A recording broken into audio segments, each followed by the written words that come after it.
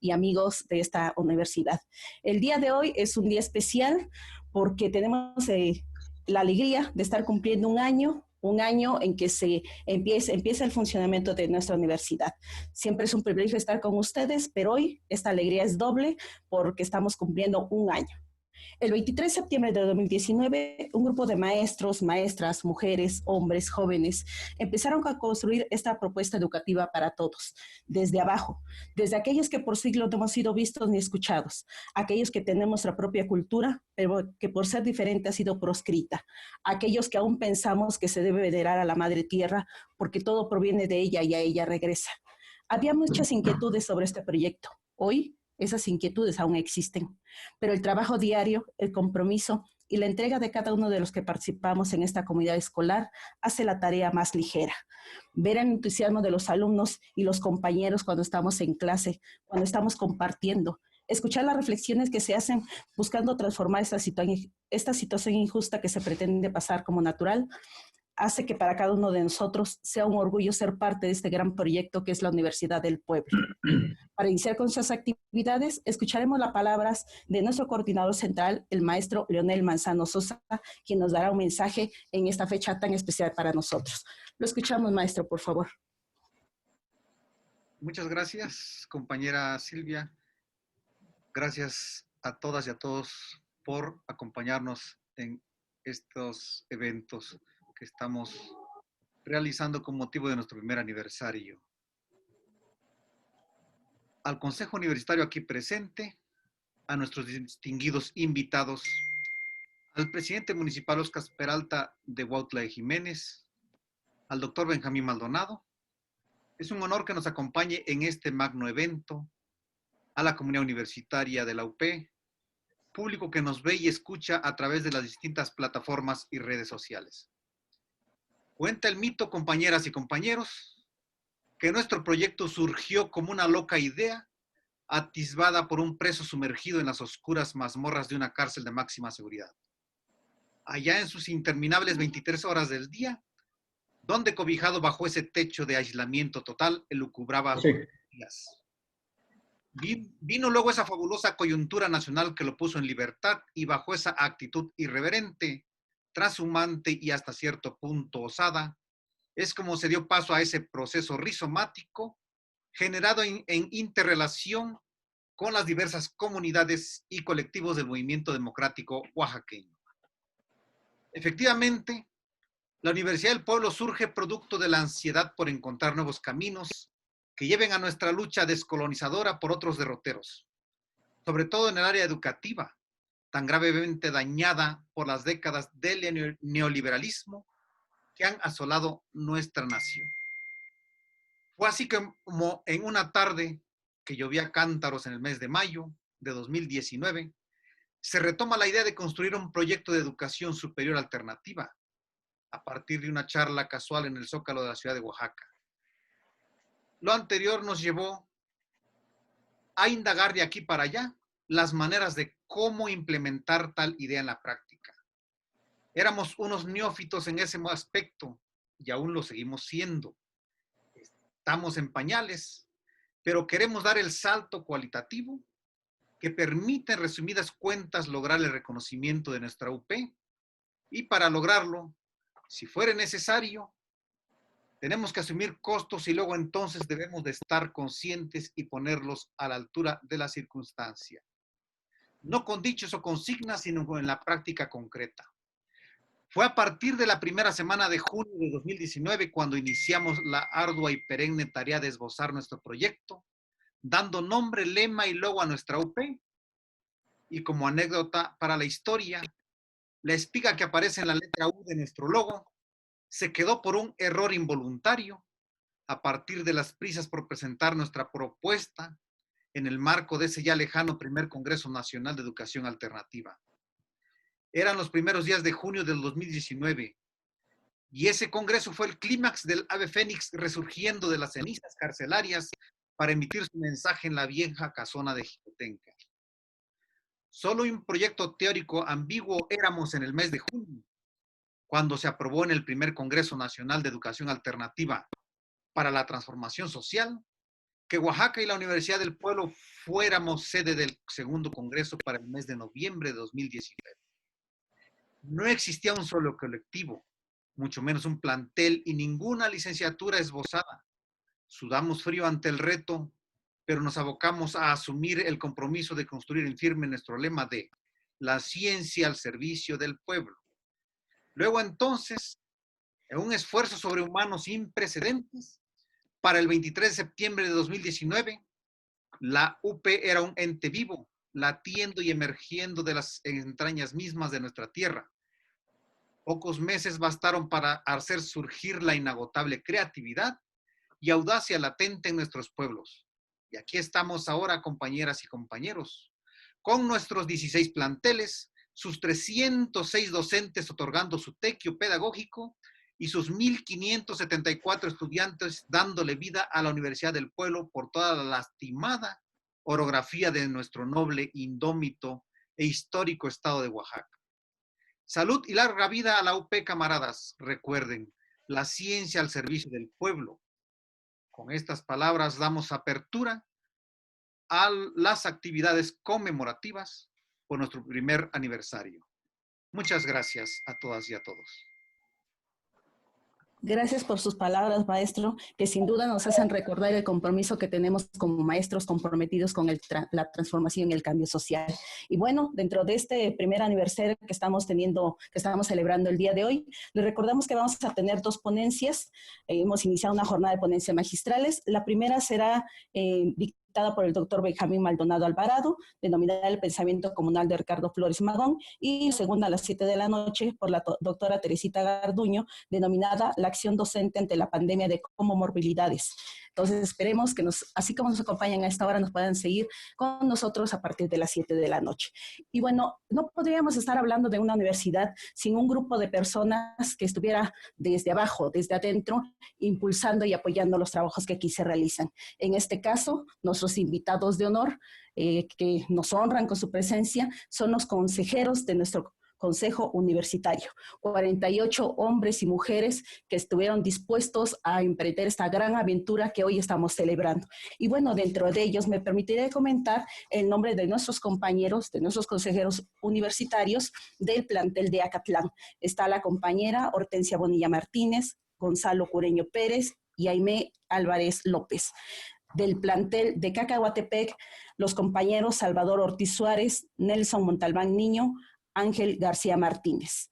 Del plantel de Capulalpan, los compañeros Ricardo Ramírez Domínguez, Pedro Saucedo Vázquez, Adriana Ramírez Martínez. De Chiltepec, Rocío Martínez Colorado, Rafael Barbosa Mongiati, Marco Antonio Pérez Olivera. Del plantel de Etla, Ignacio Rojas Nancy Belén, Jonathan Morales Soriano, Herminio Hernández Hernández. De Guamelula, los compañeros Fernando Castro Simón, José Alfredo López Castro, Karina Ivette Cabrera Alonso. Del plantel Huatulco, Karime Ramírez López, Gerardo Pérez Bravo, Maribel Ramírez Pérez. Del plantel de Huautla, Natividad Alberto González, Gabriela Morales Soto y Tomás Martínez García. De Jalapa del Marqués, Laura Tilano Grijalva Villalobos, Alfredo Fuentes Santiago, Gerardo Zamora Jiménez. Del plantel La Hoyaga, los compañeros Ofelia Imelda Rivera Cortés, Gerani Espinosa Rodríguez y Flor de María Espinosa Ceballos. Del plantel Oaxaca, César Rivera Cortés, Elisa Ivonne Santos Carrasquedo y Herminia Girón Pablo. Del plantel Pochutla, Cristóbal Morales Filios, Soledad Díaz Méndez y Víctor Mendoza Barragán. Del plantel de Quiaije, José Vázquez Canseco, Tomás Cruz Cruz y Beatriz Baltasar Canseco. De Totontepec, Jesús Justino Fernando Chávez Flores, David Ortega Rivera y Patricia Rodríguez Guzmán. Del plantel Tlacolula, Ismael Barriga Peralta, Jorge Morín Rubio, Carlos Barriga García, y del plantel Río Grande, Ildefonso Palemón Hernández Silva, Viviana Cornelio Isidoro y Juan Daniel López. A todos ellos, compañeros, nuestro reconocimiento y y nuestro agradecimiento por el esfuerzo y el compromiso que han mostrado hacia nuestra universidad. Gracias a ustedes estamos ahorita en estos momentos haciendo esta celebración que esperemos sea motivo de orgullo y de regocijo para todos nosotros. Y bueno, no debemos olvidar el enfoque de nuestra universidad, es intercultural, proponiendo construir de manera colectiva una educación alternativa desde el pueblo, con el pueblo y para el pueblo. Una propuesta educativa situada desde la otredad, sustentada en el pensamiento crítico y decolonial, la oralidad dialógica y la pedagogía humanista. Una interculturalidad para todos en la Universidad del Pueblo significa que es de todos, de los de abajo, reconociendo la pluralidad de saberes, conocimientos, aprendizajes, enseñanzas, consensos, disensos, desaprendizajes también. Una interculturalidad para poner al alcance de las culturas la ciencia en beneficio y al servicio de los diversos pueblos. Interculturalidad para todos. En nuestra Universidad del Pueblo es cultura para todos. A continuación, tendremos la participación del maestro Jesús Justino Fernando Chávez Flores, coordinador y docente del plantel Totontepec Villa de Morelos, quien nos va a dirigir un mensaje. Bienvenido, maestro. Gracias, maestra Silvia. Buenas tardes a todos. Voy a hablar en mije, variante de Totontepec y español. Saludo mije y agradecimiento. Llamas mis gospokson ani homada. Toka, tokot, tokvimai, como mis rondita, as ayo yakdashunda. Hoy comparto con ustedes una expresión de tranquilidad a todos para que descansen de palabra, de corazón y de una mirada pensante, ahí donde disfrutamos las alegrías y tristezas.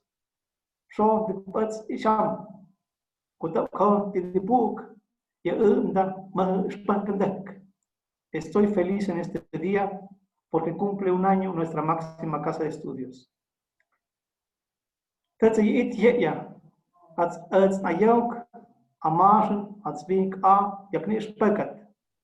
Llegó el tiempo para que nuestra lengua nativa, el español y una lengua diferente sean estudiadas.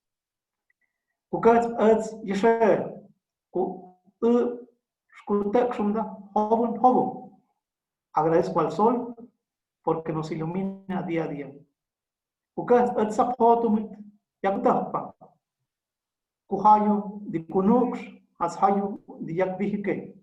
Agradezco al creador del universo porque nos bendice y nos mantiene con ideas innovadoras.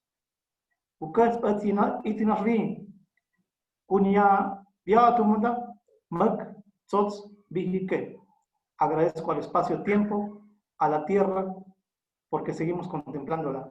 Y este es nuestro encuentro con energía, con salud y mente lúcida.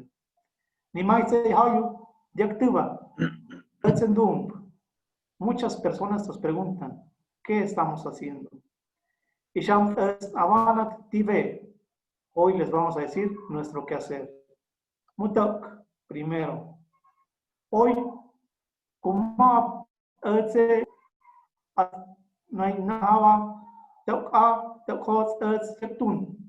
nos sentimos soñados porque hacemos realidad un ideal y lo hacemos con gusto.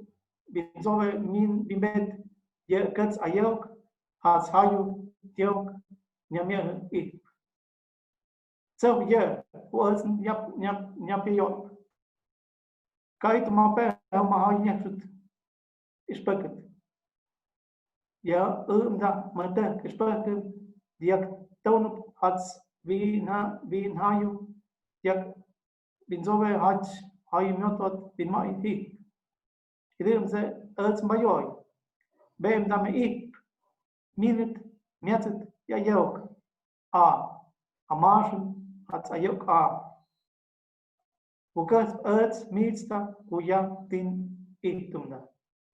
Ya Nihavi has Kumandonan Tauki Ngapunanda. Queremos integrar y conjugar nuestra cultura con lo mejor que han hecho las diferentes culturas del mundo, desde la ciencia, desde su desarrollo, desde los aprendizajes que se construyen día con día en todas las universidades del pueblo. En esta máxima casa de estudios se estimulan la presencia y recreación del pluralismo ideológico, nobles fines estos que hacen de la universidad el espacio natural para albergar y nutrir la diversidad cultural. Agradecidos estoy por estar juntos aquí. La ciencia al servicio del pueblo. Muchísimas gracias. Gracias a ustedes por sus palabras, maestro. Nuestro corazón se regocija de escucharlo y de saber que estamos presentes aquí aún a pesar de la distancia. La Universidad del Pueblo cuenta en este momento con 16 planteles en todo el estado de Oaxaca. A un año se ha logrado un crecimiento importante en la cantidad de alumnos que se incorporan a nuestra propuesta. Sin embargo, no podríamos haber avanzado si no contáramos con el apoyo de las autoridades municipales.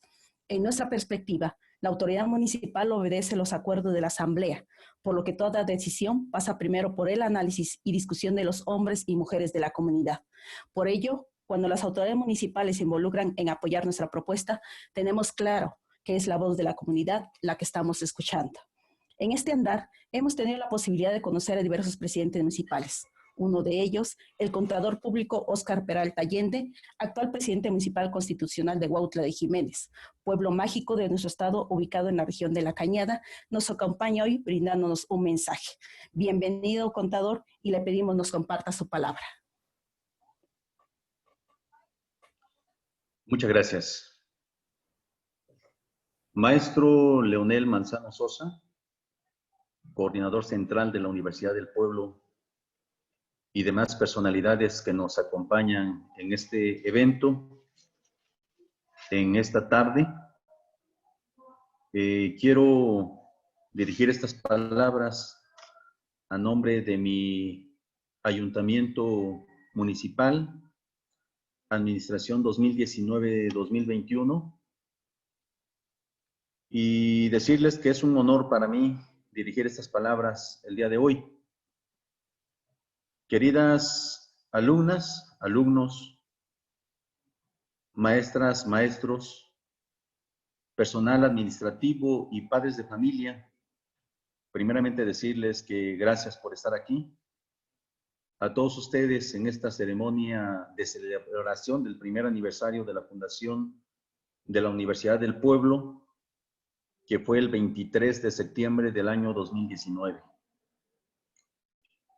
A nombre de todas y todos los que integramos esta administración municipal, los felicitamos por el empeño entregado para hacer realidad esta Universidad del Pueblo de Huautla de Jiménez.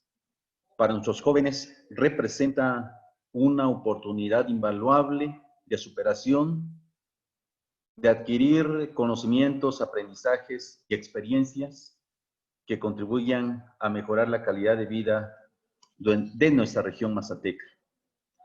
Esta universidad intercultural que se proyectó para construir y consolidar una sociedad abierta a la pluralidad y al ejercicio pleno de la democracia, concretándose en un proyecto de educación superior que incluya a integrantes de los pueblos indígenas de nuestra región, incorporando y compartiendo su cosmovisión a través de un proyecto de formación, investigación y difusión cuyo propósito sea revitalizar nuestra lengua, nuestra cultura y valores acordes con la visión de estos niveles educativos, con el objeto de construir, conjugar y compartir saberes, métodos y procedimientos, a fin de que los estudiantes formados en ellas aporten el avance de la ciencia y de la técnica, conozcan con mayor profundidad su entorno y contribuyan a su transformación. El logro de este propósito abrirá nuevas perspectivas para la juventud comprometida, al formar nuevas generaciones de estudiosos e intelectuales con gran potencial de desarrollo de liderazgo, también en los ámbitos de actuación social, política de los jóvenes formados en esta universidad. Quiero reconocerles por esta gran iniciativa y reconocer en estos momentos, como siempre lo he hecho en los diferentes espacios, a la maestra Natividad, a la maestra Gabriela, al profesor Tomás y a todas las personas que han confiado en este proyecto.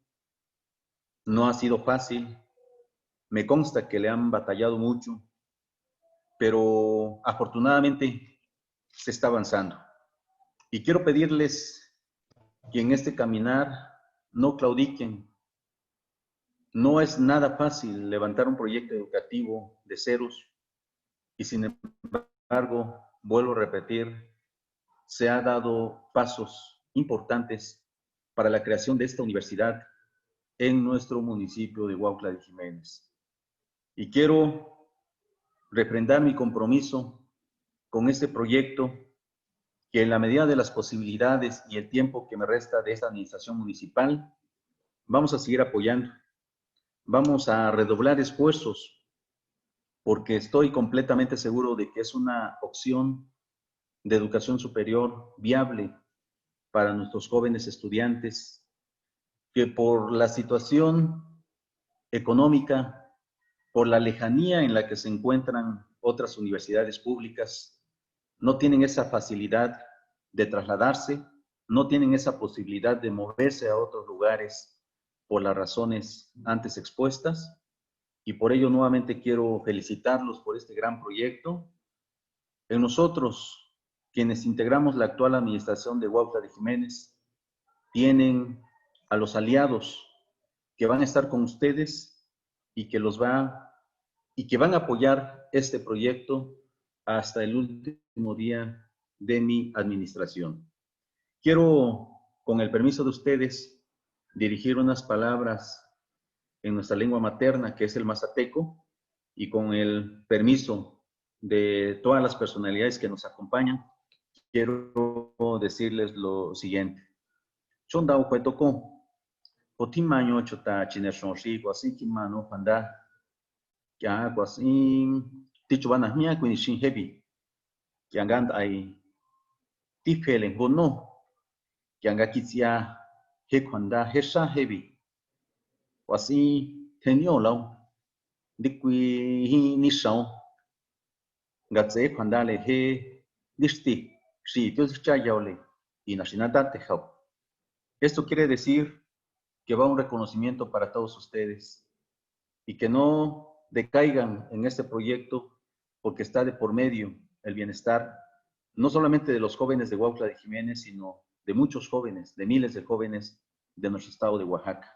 Muchas gracias.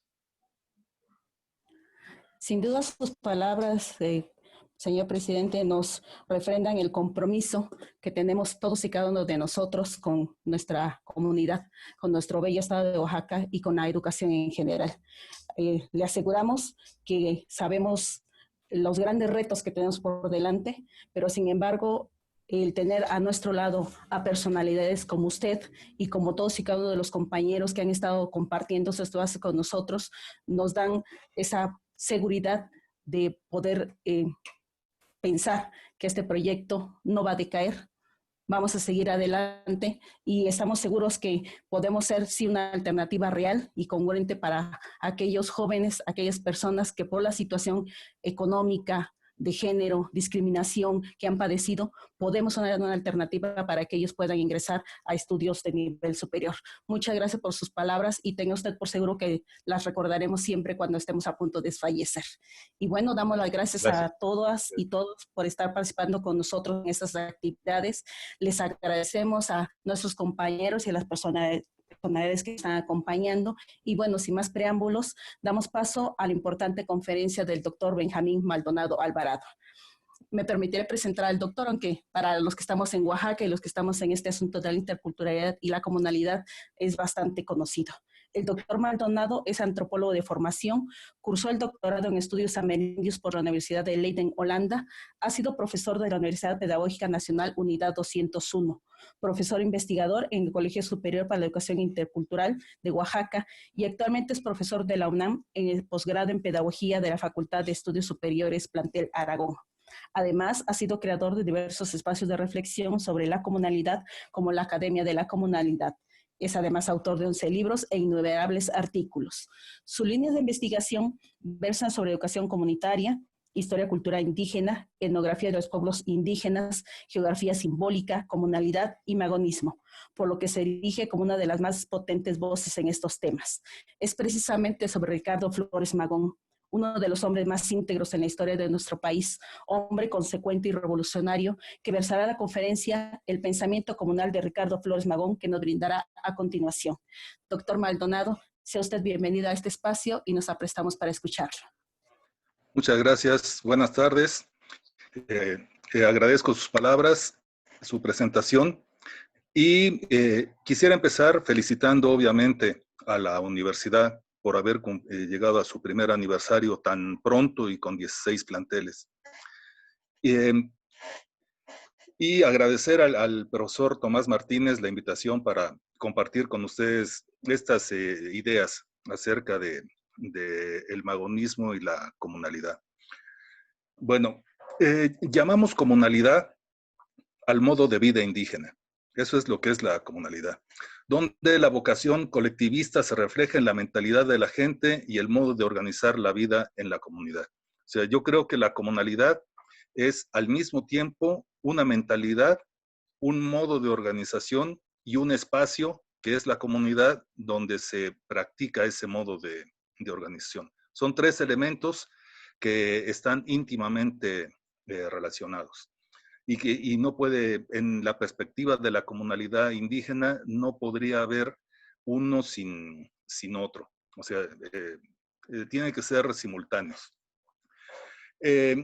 Podemos decir también que la comunalidad es el modo mesoamericano de entender la vida y de organizar la vida. Cuando digo modo mesoamericano me refiero al conjunto de comunidades y pueblos que habitan en el territorio que conocemos como Mesoamérica, que por lo tanto pertenecen a la civilización mesoamericana. El territorio que llamamos Mesoamérica va desde un poco más arriba de Michoacán, o sea, del centro de México hacia arriba, y abarca hasta unas partes de Centroamérica. Entonces, lo que estamos diciendo es que todos los pueblos y comunidades que habitan en este territorio, desde Michoacán hasta Centroamérica, comparten un mismo proceso civilizatorio. Son pueblos con distintas características, pero los pueblos diferentes comparten algunos rasgos, entre ellos la comunalidad, la organización comunal, y por lo tanto lo que estamos diciendo es de que desde Michoacán hasta partes de Centroamérica, la forma de organización ha sido comunal. Tal vez ya no lo sea, pero no porque nunca lo fue, sino porque desapareció como consecuencia del colonialismo. Esto lo podemos ver muy claramente, no solamente en el hecho de que Oaxaca está lleno de vida comunal, lo podemos ver también en el hecho de que los zapatistas están organizando sus municipios con base en la comunalidad, en la vida comunal. Algunas mujeres pensadoras mayas muy destacadas, como Gladys Zull, piensan el modo de la comunalidad desde una perspectiva femenina, porque lo ven vivo, actuando el modo de vida comunal en las comunidades mayas, tanto de la península como de Guatemala. Y es la comunalidad la que ha permitido a los purépechas de Cherán poder recuperar el poder volver a ser poder dentro de su territorio, como lo establece la comunalidad, y volver a ser un lugar seguro, a pesar del asedio de narcotráfico, del Estado mexicano, etc. Entonces, la fuerza de la comunalidad, de la vida comunal, sigue viva en muchas comunidades, además de Oaxaca, en este gran territorio que es Mesoamérica. Bueno, los Flores Magón nacieron en este ambiente, nacieron hace más de 100 años en un ambiente comunal. Y aunque lo dejaron muy pronto, migraron muy rápidamente a la Ciudad de México, siguieron teniendo tanto el recuerdo, las narraciones de su padre, como el contacto con otros indígenas que formarían parte fundamental del movimiento magonista. Eh, Algunos muy destacados, como Fernando Palomares, un mayo, un indígena mayo del norte, o Primo Tapia, un purépecha que trabajó con los Magón en Los Ángeles y después regresó a la zona de los lagos de Michoacán a organizar a la gente y a luchar por la tierra. Bueno, entonces decíamos que los Flores Magón se fueron muy pequeños de la Sierra Mazateca. Los Flores Magón son 3 hermanos.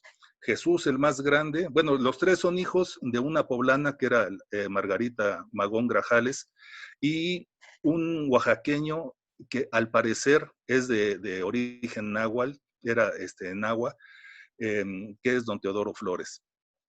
Tuvieron 3 hijos. Jesús el mayor nació en un lugar llamado San Simón y quedó registrado en San Jerónimo Tecoatl en 1871. Ricardo nació en San Antonio de los Ochitlán en 1873 y Enrique nació en Teotitlán en 1877. Muy pronto, en 1881, es cuando se sabe que emigraron a la Ciudad de México. Entonces ellos eran unos niños y no volvieron a regresar a su comunidad. No pudieron, estuvieron viviendo un tiempo en la Ciudad de México y después su vida política importante, a partir de 1904, la hicieron en Estados Unidos y Ricardo Flores Magón jamás pudo regresar. Bueno, es Enrique Flores Magón el que documenta el recuerdo de la vida comunal, de lo que podemos llamar comunalidad. Cuando digo que los orígenes de la idea de la comunalidad están en Ricardo Flores Magón, no estoy diciendo que él planteaba la comunalidad como la entendemos ahora. La comunalidad como la entendemos ahora es una construcción un poco más académica, elaborada a partir de principios de los 80 por los antropólogos Jaime Martínez Luna Zapoteco y Floriberto Díaz Mije. Lo que estoy diciendo es que Ricardo Flores Magón se refería a aspectos fundamentales de lo que hoy llamamos comunalidad. O sea, el modo de vida comunal tiene siglos de existir. Llamarlo comunalidad, eso tiene apenas 40 años. Pero entonces, en los textos de Ricardo Flores Magón vamos a encontrar precisamente referencias a estas características de la vida indígena. Lo primero que vamos a hacer es ubicar recuerdos que tenían de su pasado, ya que no vivieron en una comunidad, no crecieron en una comunidad durante toda su vida. Entonces, son los recuerdos los que son importantes para ubicar qué es lo que les daba fuerza. La biografía más importante que hay de alguno de los hermanos Flores Magón es de Enrique. Es una biografía que hizo un periodista norteamericano que se llamó Samuel Kaplan. En 1953 hizo varias entrevistas a Enrique Flores Magón y don Enrique murió al año siguiente, en 1954. Afortunadamente, las entrevistas estaban completas y pudo publicarse un libro que tiene muchos nombres de distintas formas y que en Oaxaca se publicó bajo el nombre de Peleamos contra la Injusticia. Este periodista, Samuel Kaplan, es importante saber que la mayoría de los que estudiamos el magonismo no sabíamos de dónde venía, quién era, qué había pasado con él. Y resulta que por casualidad nos fuimos enterando de que Samuel Kaplan es un periodista que se casó con una juchiteca y está enterrado en el Panteón Municipal de Juchitán. Él aprendió a hablar muy bien el español y parece que era una persona muy querida allá. La referencia que podemos tener de él es que su nieto fue director del YEPO y es Emilio Mendoza Kaplan. Por eso fue que pudimos saber el origen de este señor, don Samuel, que él sí era muy respetable. Entonces, en estas memorias, o sea, cuando Enrique Flores Magón ya está viejo, ya está por morir, recuerda un acontecimiento que pasó muchísimos años antes, en 1885, cuando recién tenían poco tiempo de haber llegado a la Ciudad de México, y recuerda que andaban en el Zócalo de la Ciudad de México y su papá se encontró a un paisano de nombre Adolfo Gamboa. Y este señor Gamboa lo vio y le dice, oye, Teodoro, pero ¿por qué vives pobre si tú eres rico? Tú tienes 3 haciendas allá en la Mazateca, parece ser que en Teotitlán. Y son 3 haciendas que Benito Juárez, siendo presidente de la República, le entregó los títulos de propiedad como pago a sus servicios como en la guerra contra Maximiliano, a don Teodoro. Y don Teodoro dice, Ricardo Flores Magón, que le contestó que esas haciendas no le pertenecían, que esas eran propiedad comunal porque la tierra es del que la trabaja. O sea, realmente son palabras, digamos, de atrás hacia adelante, o sea, de un presente muy lejano hacia un pasado, pero que ilustran qué es lo que pasaba. Lo mismo con el relato más específico de lo que recordaba, que se los voy a leer. El tono es de un señor ya grande de esa época, como fue don Enrique. Dice, han de saber, hijitos, empezó, que descendemos de un miembro de una fuerza militar azteca. Fue enviado por el emperador azteca a percibir los tributos de las tribus subyugadas de Oaxaca. Esto fue siglos antes de que Cortés llegara a México. Nuestros antepasados fueron forasteros, pero nosotros somos oaxaqueños por haber nacido allí. Siguió hablando en un tono serio y digno mientras nosotros le escuchábamos. Qué distinta es la vida en Teotitlán y su región a la vida en gran parte de este pobre México. En Teotitlán todo se posee en común, menos las mujeres. Toda la tierra alrededor de cada uno de nuestros pueblos pertenece a la comunidad entera. Todas las mañanas salimos a trabajar la tierra, todos menos los enfermos, los inválidos, los viejos, las mujeres y los niños. Y cada cual lo hace con alegría, porque le da fuerza saber que el trabajo que él y sus compañeros realizan es para el bien común. Llega el tiempo de la cosecha. Observen, hijos míos, cómo se dividen las cosechas entre los miembros de la tribu. Cada uno recibe su parte de acuerdo con sus necesidades. El quitarle a un vecino lo que es suyo por derecho, y aquí mi padre hizo una mueca de desdén, práctica en que incurren muchos en la Ciudad de México y en otras partes, ni se les ocurre. Entre nosotros, prosiguió levantando un dedo para hacer resaltar lo que iba a decir, no hay ricos ni pobres, ni ladrones ni limosneros. En esta gran capital se ve todo lo contrario, los más ricos y los más pobres, ladrones y mendigos por todas partes. Esto no pasa en Teotitlán, estamos todos en el mismo nivel económico. Y sigue narrando estos recuerdos. O sea, tal vez pueden parecer un poco exagerados, un poco literarios. Lo importante es saber que en la mente a un ya anciano de Enrique Flores Magón estaba ese recuerdo. Pero el recuerdo se complementa con otros estudios. Hay varios de los investigadores del magonismo reafirman que ese pasado le sirvió a Ricardo Flores Magón y a Enrique para fortalecer sus ideas. El historiador chicano Juan Gómez Quiñones afirma lo siguiente: esta experiencia colectivista del joven Ricardo se fortaleció en las discusiones familiares y su posterior visión de una utopía anarcocomunista se inspiró en parte en esa realidad indígena y en la herencia histórica. Nunca negó su devoción a los valores colectivos. Y reconociendo la fuerza de las raíces indias de los Magón, uno de los más viejos, de los últimos magonistas, digamos, que era Nicolás de Bernal, afirmaba que Ricardo fue anarquista mucho antes de serlo consciente y abiertamente. Y a su vez, el historiador zapatista Genaro Amezcua sostiene que estas tradiciones contenían los principios de un socialismo libertario autóctono. También es importante señalar que en Ricardo Flores Magón era una persona ligada a lo indígena, aunque nació en la Mazateca, no hablaba mazateco, pero le gustaba. Librado Rivera, que fue su compañero más importante durante muchos años hacia el final de su vida, recuerda que Ricardo Flores Magón hablaba varios idiomas.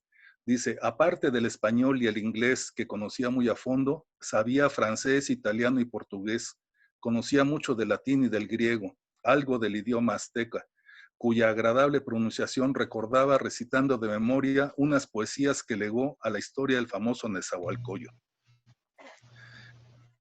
Además, podemos encontrar en la relación con lo indígena, lo expresaba, por ejemplo, el mismo Enrique Flores Magón de esta manera.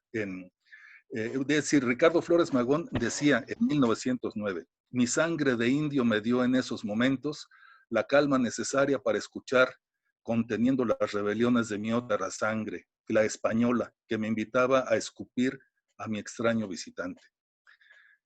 Una referencia más en sentido político es la de Enrique Flores Magón en un juicio en Estados Unidos en 1910, que decía lo siguiente: Ricardo y yo somos indios, proletarios, nacidos y crecidos entre los pobres, somos testigos de las grandes injusticias de la tiranía y de la explotación que han sufrido las masas. Por eso somos anarquistas comunistas.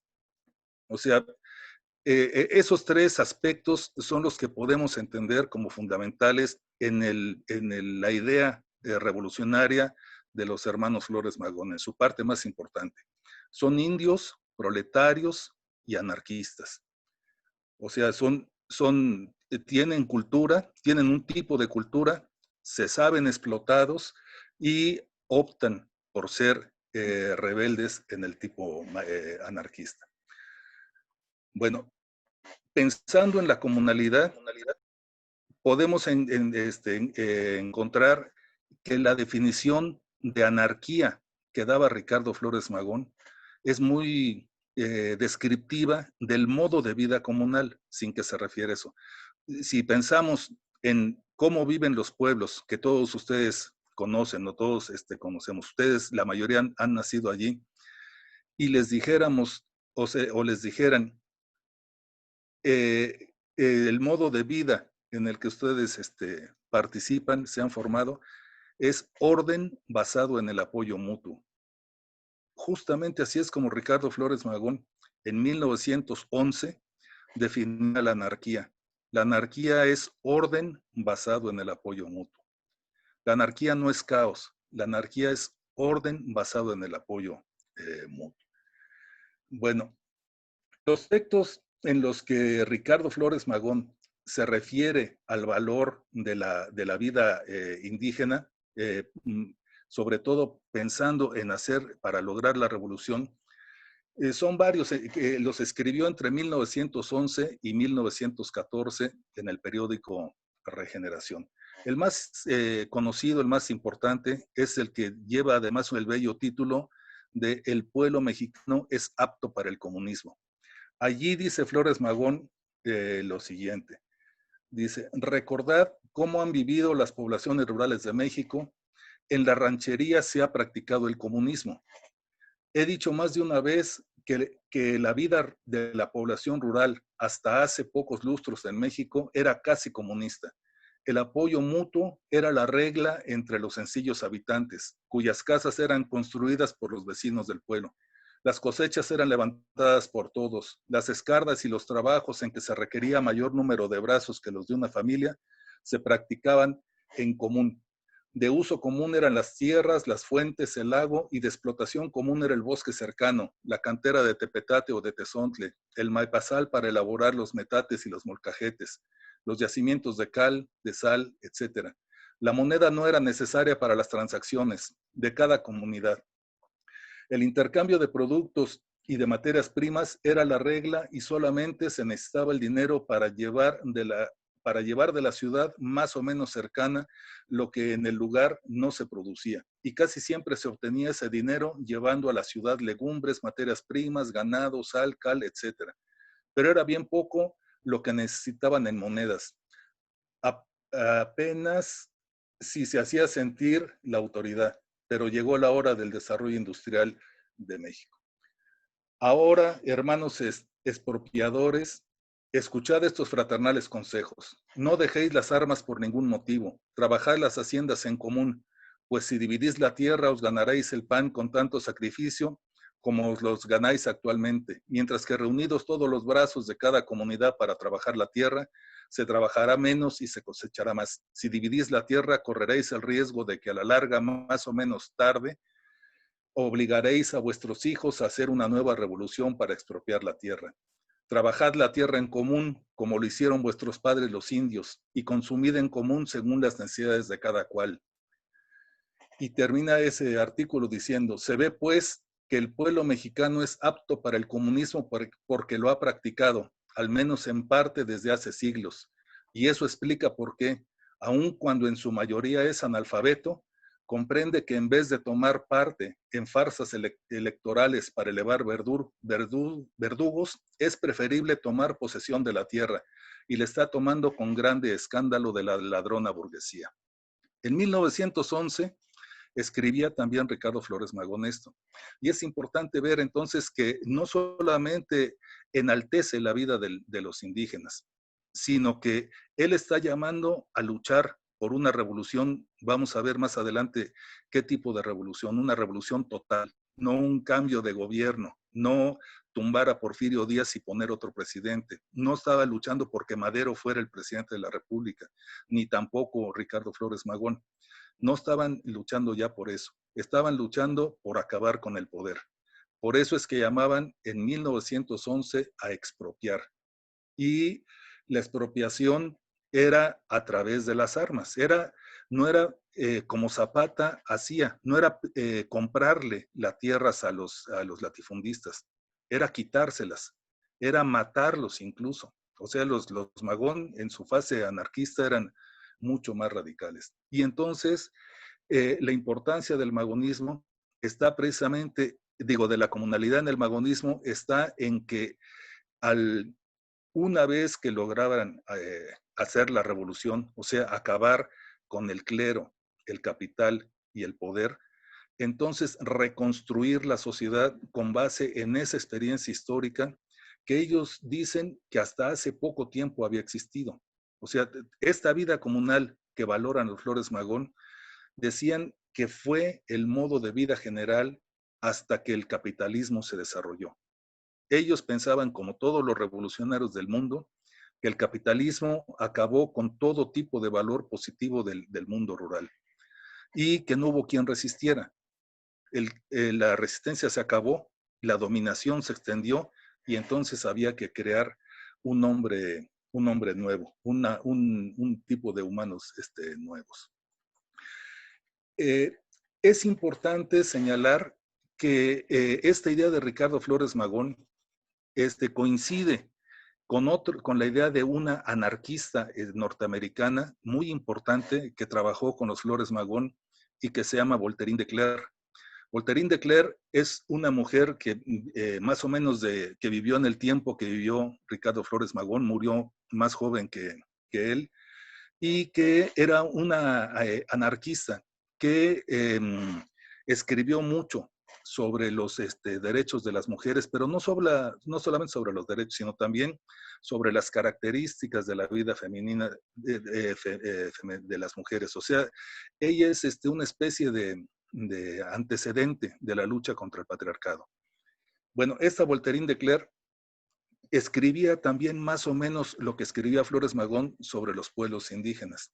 Ella decía también en diciembre de 1911, en un periódico que se llama Mother Earth en Estados Unidos, decía con respecto a los indígenas: entre ellos tienen en común los bosques, las aguas y las tierras. Cualquier persona puede cortar del bosque la madera que necesite para construir su cabaña y puede hacer uso de los ríos para regar su campo o su pedazo de jardín. Y este es un derecho cuyo reconocimiento ninguno mejor que los que conocen la aridez del suroeste pueden apreciar plenamente en su imperiosa necesidad. Las tierras cultivables eran asignadas por mutuo acuerdo antes de la siembra y las devolvían a la tribu después de la cosecha para su reasignación. Los pastos y el derecho a recolectar combustible eran para todos. Los hábitos de ayuda mutua que siempre surgen en las comunidades poco pobladas eran instintivos entre ellos. Un vecino era ayudado por otros vecinos para construir su cabaña, para arar su tierra, para recoger su cultivo y almacenarlo. Las costumbres comunistas de estos pueblos son muy interesantes y muy aleccionadoras también, y las han estado practicando durante cientos de años, a pesar de la civilización extranjera que estaba siendo injertada en México, injertada en todos los sentidos de la palabra, y no fue sino hasta hace 40 años, de hecho lo peor de todo, no tiene más de 25, que el creciente poder del gobierno hizo posible destruir su antiguo modo de vida.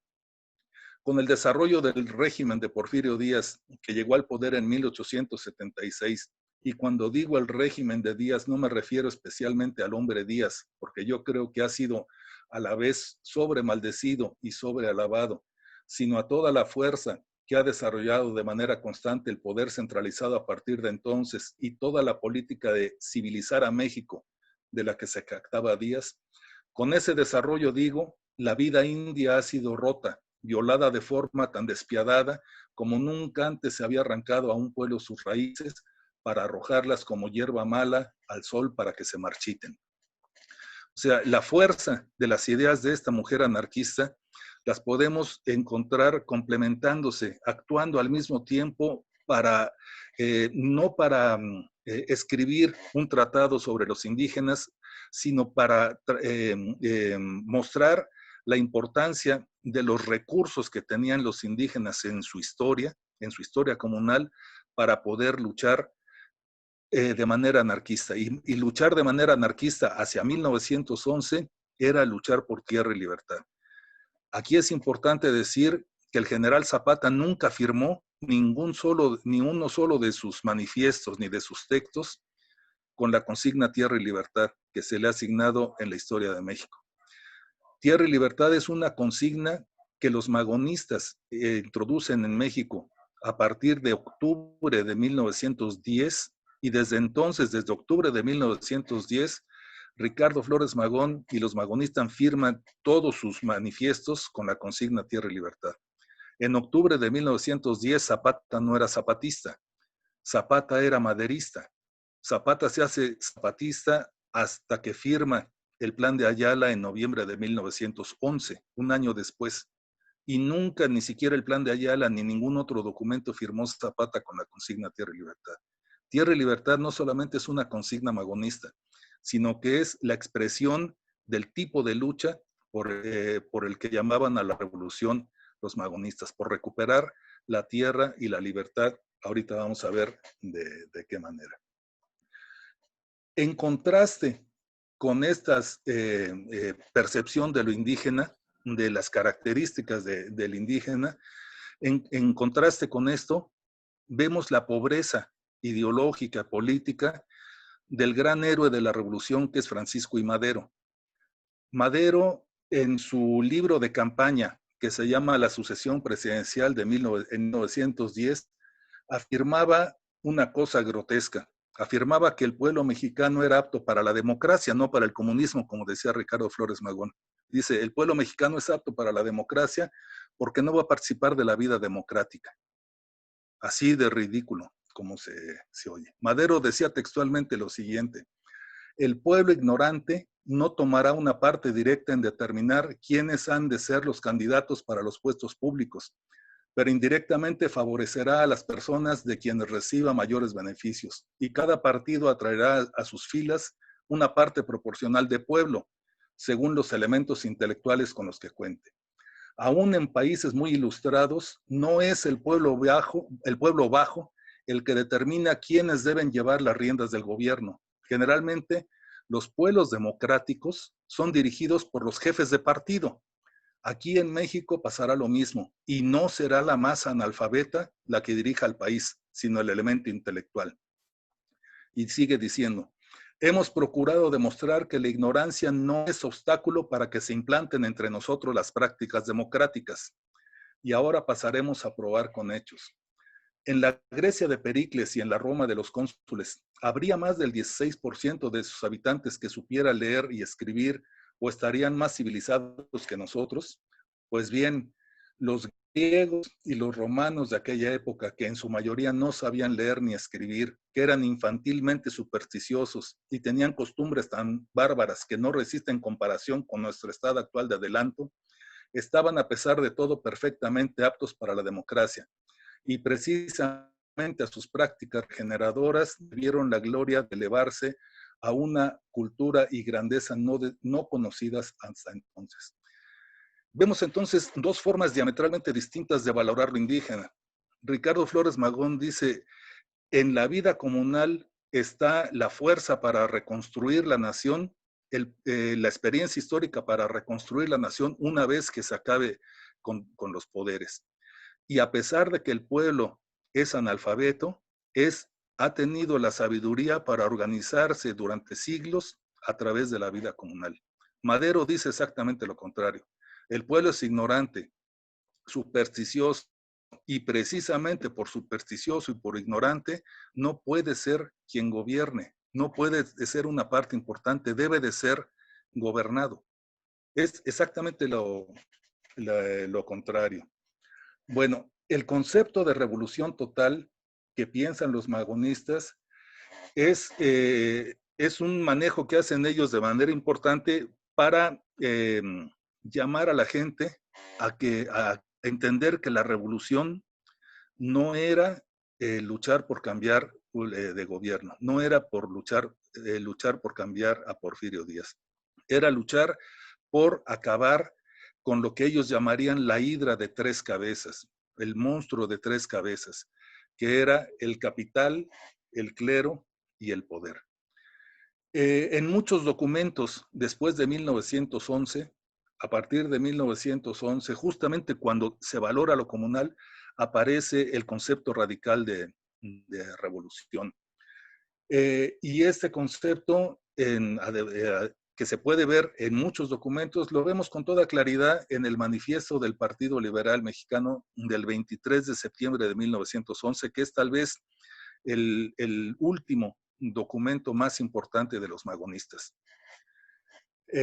En él dice lo siguiente, o sea, cambia el sentido. Si lo contrastamos con su manifiesto anterior, que era el programa del Partido Liberal Mexicano en 1906, en el que llamaba a luchar contra Porfirio Díaz y que era un planteamiento liberal, 5 años después, en 1911, su planteamiento es un planteamiento anarquista. Y lo vamos a ver precisamente en esa lucha contra el capital, el clero y el poder.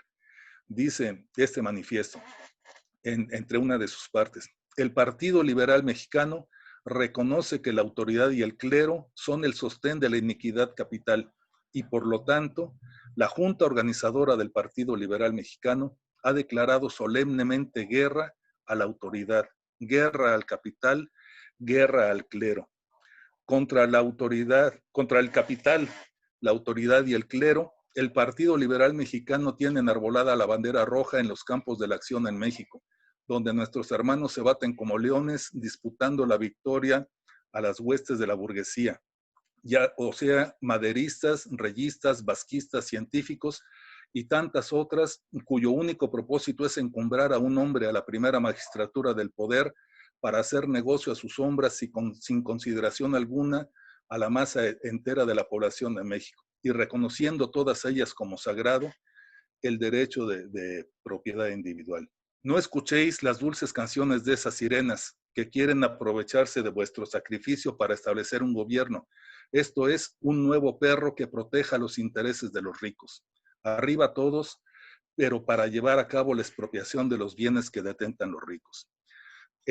Ahora conviene recordar que los intentos revolucionarios de los Flores Magón, del magonismo, fueron 3.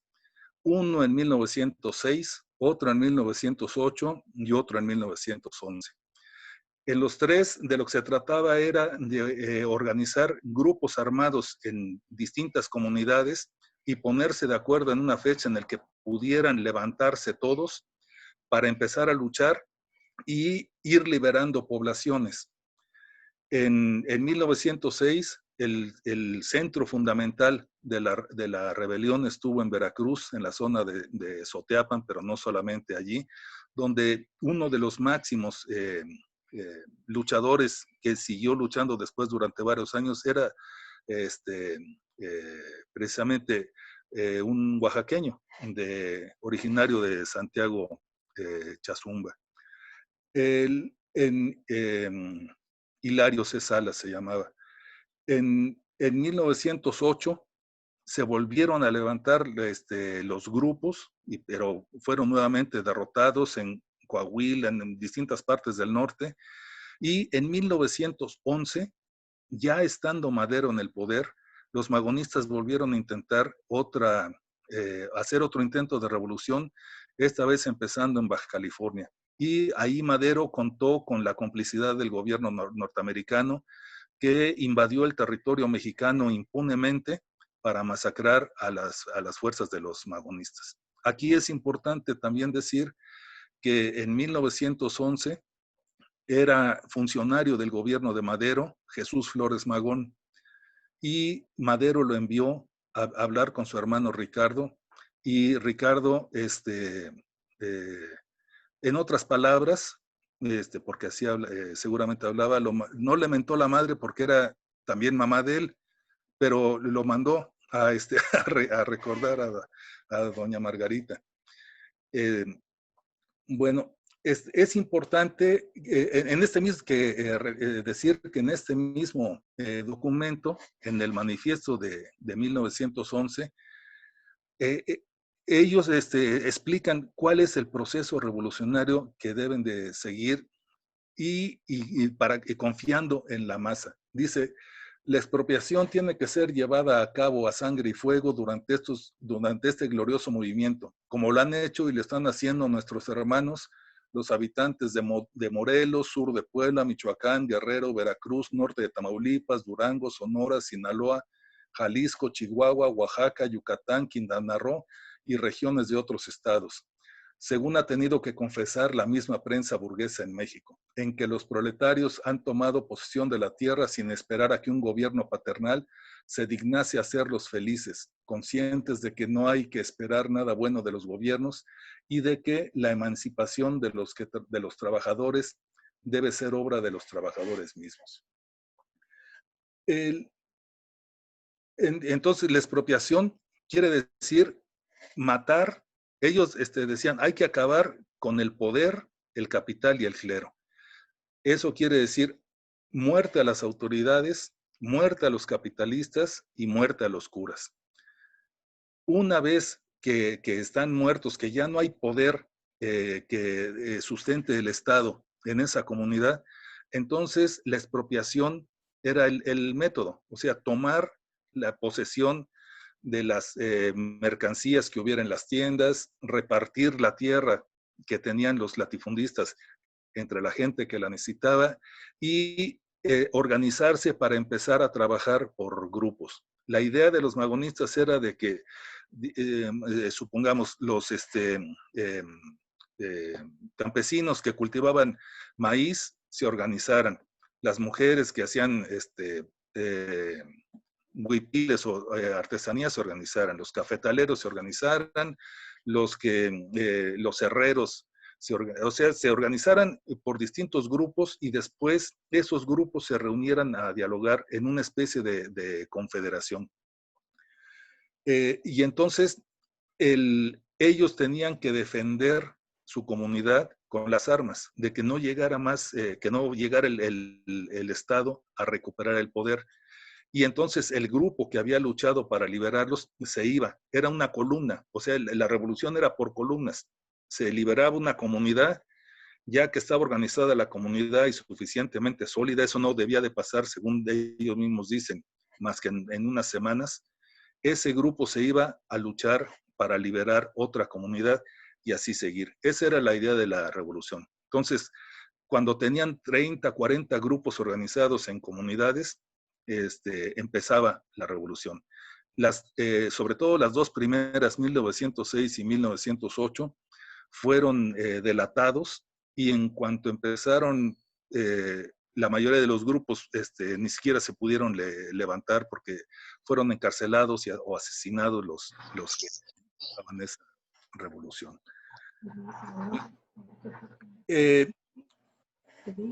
podríamos entender cómo es la vida, de la importancia de la vida comunal para la revolución en el pensamiento de los magonistas, si vemos cómo concebían ellos el mundo, cómo debía de ser la organización al triunfo de la revolución.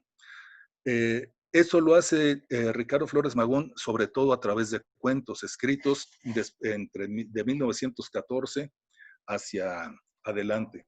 Hay un cuento muy, más o menos extenso, que se llama Vida Nueva, donde él va narrando el proceso de revolución. Dice en este cuento: ¿qué hacemos ahora?, se preguntan los trabajadores, no sin cierta inquietud. Acaban de tomar la ciudad a sangre y fuego. No queda en ella ni un burgués, ni un sacerdote, ni un representante de la autoridad, pues quien no pende de un poste telegráfico yace en tierra, mostrando al sol sus gordas carnes muertas, porque estos audaces trabajadores comprenden que si se deja escapar uno solo de esos parásitos, no tardará en regresar a la cabeza de una nube de mercenarios para darles en la sombra un golpe por la espalda. Han pasado 10 días desde que las fuerzas proletarias tomaron la ciudad y la población entera descansa de las fatigas de una semana de placer en celebración de la libertad. Grupos numerosos de proletarios se reúnen en las plazas preguntándose unos a los otros qué sería bueno hacer. Los compañeros del grupo Los Iguales han terminado sus planes de reconstrucción social y han fijado anuncios en las esquinas de las calles, por los cuales invitan a los habitantes de las diversas secciones de la ciudad a que se reúnan en determinado sitio de cada sección para tratar asuntos de interés común. Todos acuden al llamado, pues todos están ansiosos de hacer algo. Para muchos el porvenir es incierto, para otros el horizonte es limitado. No falta quienes crean que la cólera del cielo se descargará pronto sobre los hombres que ajusticiaron a los sacerdotes. El temor a lo desconocido es general. La multitud, la inquietud comienza a murmurar. Los compañeros del grupo Los Iguales se encuentran repartidos en las distintas secciones de la ciudad y en lenguaje sencillo explican al pueblo las excelencias del comunismo anarquista. Ramón explica la necesidad que hay, en vista de los datos suministrados, de que todos los trabajadores de una misma industria se congreguen para que se pongan de acuerdo en la organización del trabajo concerniente a su industria. Y una vez obtenido ese acuerdo, que delegados de los trabajos de todas las industrias se pongan de acuerdo también para producir lo que necesite la población. Todos aprueban la idea y este acuerdo es dado a conocer por Gumersindo a las asambleas de las diferentes secciones de la ciudad, las que reciben la idea con grandes muestras de entusiasmo. Una era de prosperidad y de progreso se abre al frente de la ciudad redimida. En lo adelante, la producción se ajustará a las necesidades de la población, ya no para enriquecer a unos cuantos bandidos. Y así sigue. Finalmente termina diciendo, la sociedad anarquista es un hecho ya. Todos trabajan, todos producen según sus fuerzas y aptitudes y consumen según sus necesidades. Los ancianos y los inválidos no trabajan. Todos viven contentos porque se sienten libres. Nadie manda ni obedece. En los trabajos reina la mejor armonía entre todos, sin capataces, sin amos. El tráfico de tranvías, de ferrocarriles, de automóviles, de carros es grandísimo, como que todos ya tienen derecho a transportarse a su antojo de un lugar a otro. A todo este conjunto que está mirando Flores Magón, lo llama la ciudad de la paz. La utopía de Ricardo Flores Magón es la ciudad de la paz. Y leyendo estos cuentos y otros, podemos encontrar en ellos la importancia, el papel de los elementos fundamentales de la vida comunal. Primeramente, ser poder, recuperar el poder, y recuperar el poder a través de asambleas, a través del sacrificio de trabajar en ayuda mutua con los demás, para reconstruir la sociedad y para impedir que la vuelvan a recuperar. En celebrar, él dice, una semana se la pasaron celebrando. La fiesta es fundamental en la reconstrucción de la sociedad después de la revolución para los Flores Magón. Fiesta, poder, trabajo comunitario y defensa del territorio de la comunidad, en este caso defensa armada del territorio, eran una percepción de la vida comunal. Entonces, sin que Ricardo Flores Magón nombre los elementos de la vida comunal como vida comunal, está mostrando cómo esos elementos que hoy conocemos como vida comunal, que los vemos o que los podemos ver en prácticamente en todas las comunidades de Oaxaca, o hubieron en todas las comunidades de Oaxaca, esos elementos son los que están vivos.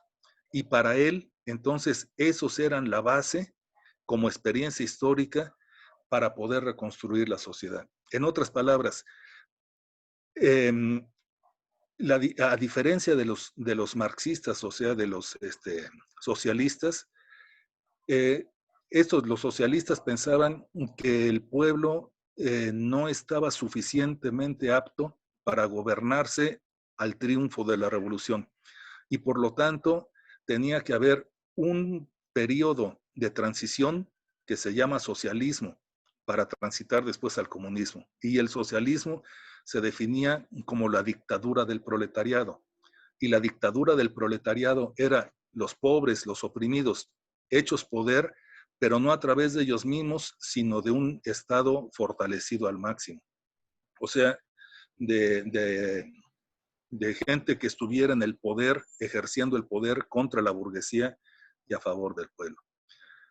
Las consecuencias de una idea así, bueno, pues se pueden ver en la balcanización, en la desaparición de la Unión Soviética, en las características, incluso lo puede ver uno más cerca, lamentablemente, en Nicaragua, con lo que queda de lo que fue la revolución sandinista, etcétera. La diferencia entre los magonistas, entre los anarquistas y los marxistas, era que los anarquistas no pensaban que debiera de haber un periodo de transición, sino que directamente, una vez terminando con el poder, que en el caso de Flores Magón lo definía como autoridad, o sea, Estado, clero y capitalistas, acabando con eso, la gente podía inmediatamente reorganizar la sociedad y reorganizarla sin necesidad de un Estado. Y lo que le daba en la perspectiva de Flores Magón la posibilidad de organizarse sin Estado era la experiencia histórica de la comunalidad, o sea, la experiencia de ser orden basado en el apoyo mutuo, la experiencia de que en las comunidades la vida, aun cuando Flores Magón pensaba que hubiera desaparecido, estaba basada, consistía en orden basado en el apoyo mutuo. Entonces, esto creo que es fundamental. Y si lo contrastamos con Madero, que decía, no, ni se preocupen, no solamente los indígenas están fuera, los pobres de la ciudad están fuera porque son una bola de ignorantes y los ignorantes no son los que gobiernan. Los pueblos democráticos, dice Madero claramente, no son gobernados por la masa analfabeta, sino por el elemento ilustrado y dirigidos por los jefes de los partidos. Esa es la gran diferencia. O sea, para concluir, creo que lo que podemos encontrar en los textos de Ricardo Flores Magón, sobre todo en sus cuentos, si queremos ver las características que él piensa que como debe de reconstruirse, como puede reconstruirse la sociedad al triunfo de la revolución, tiene entonces esa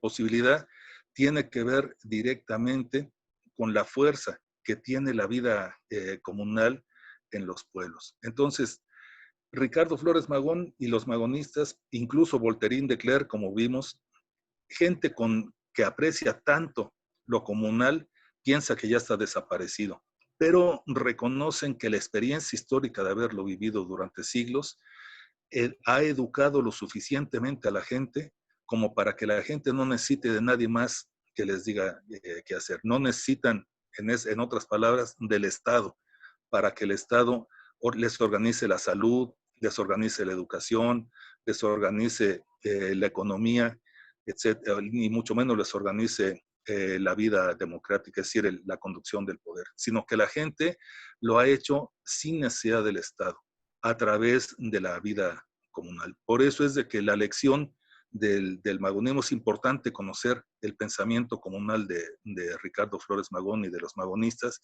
porque muestra las posibilidades que hoy llamaríamos de una vida en autonomía, de poblaciones autónomas, de poder reconstruir el Estado o vivirse en el Estado, pero como comunidades autónomas, ejerciendo el derecho a la vida y la forma de vivir en el mismo sentido que lo hace la comunalidad, celebrando constantemente vivir en comunidad a través de fiestas, a través de una cultura propia, gozando del territorio y aprovechando el territorio y defendiendo al territorio, sintiendo el placer y el gusto de trabajar por los demás a través del tequio o de la ayuda mutua y cumpliendo con responsabilidad los cargos en el gobierno y ejerciendo el poder a través de la asamblea. Los cuentos, como la parte que acabamos de leer, muestran esas características, pero no puestas en el campo, sino puestas en la ciudad.